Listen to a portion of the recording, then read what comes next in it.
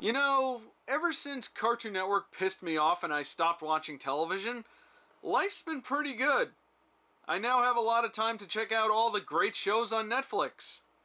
Like Hilda. So Hilda is a new series on Netflix that's based off of a British graphic novel about a girl and her mom that live in a cabin in the woods and eventually move to a city and have to learn to adapt. Now, unfortunately, I've never read the graphic novel, and in fact, I had never even heard of it before this show.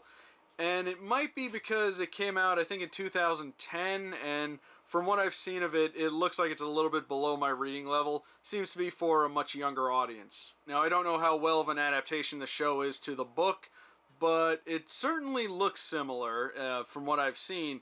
And I do know that a lot of it is based off of Scandinavian folklore, so there's a lot of trolls, giants, and tiny little elf people, and all kinds of other crazy things. So like I said, it's about Hilda and her mom moving to a city with a wall around it, and it's a lot different from her previous lifestyle of living in the woods, so she has to learn to adapt, and she soon learns that oftentimes there are consequences to a lot of the things she used to do when she was on her own, as opposed to now when there's, people around. So first, I gotta say, I love the world that this takes place in. It's a world where people know about the mythical creatures that inhabit the woods and all that. And I like that because in most other stories that have a similar premise, they would usually have to be kept a secret, like the kids would discover it and they would have, oh look, an elf is living in my room now or something like that, and they would either have to keep it a secret from their parents or they would try and tell them, and of course the parents wouldn't believe them.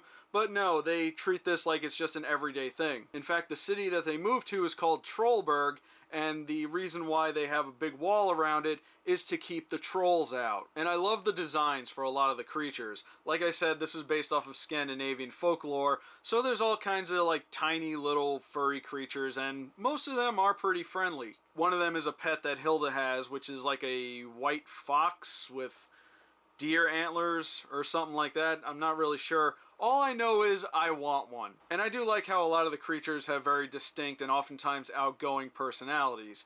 Personally, I think my favorite has got to be Woodman. He might be my spirit animal. Oh, also another character I can identify with is Hilda's mom. She's a graphic designer, but is having trouble being a graphic designer and has to get a job at a hardware store. Definitely relatable. Oftentimes, Hilda has to help resolve conflicts between the people and one of the creatures.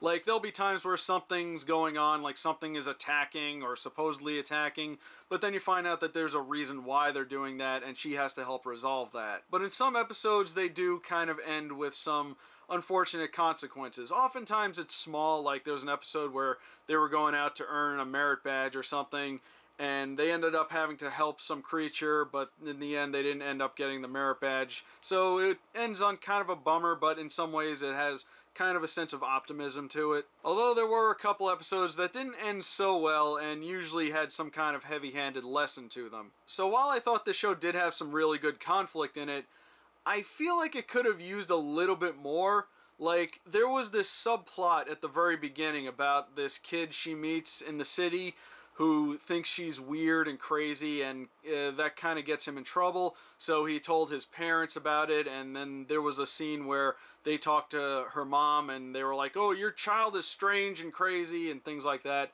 But that never really went anywhere. And I feel like they could have done more with that, because it seemed like she took to the city a little bit too well, especially considering she was moved there kind of against her will. I also feel like there was some side characters that could have used a little bit more time. Like, there's this kid named David who Hilda makes friends with, and we meet his parents a couple of times, and they seem like they could have been fun characters to get to know. Also, the librarian. We definitely need to see more of her. If there's a season 2 of this show, she needs her own episode. Because reasons. So this show was really, really good. In fact, I almost marathoned the whole thing, and I very rarely do that. I did half and half over 2 days. But yeah, I couldn't stop watching it, and I really, really liked it. It actually did remind me a little bit of Gravity Falls, just a little bit more upbeat and optimistic, and a lot less end-of-the-worldy. At least I hope. And I gotta say, Netflix animation has been crushing it lately. This is what, the fourth thing I've reviewed from them over the past couple of months, and everything has been, at the very least, decent, and I can't wait to see what Netflix does next. And the great thing about Netflix is that it allows its creators a lot more freedom so their vision can be fully realized instead of having it go through a bunch of corporate overlords that want to make changes because they're afraid of certain things. Although there is part of me that thinks that we should probably enjoy this while it lasts. But anyway, that's all I got for Hilda on Netflix. Leave a comment below and let me know what you thought of it. My name is Rob, and have a wonderful day.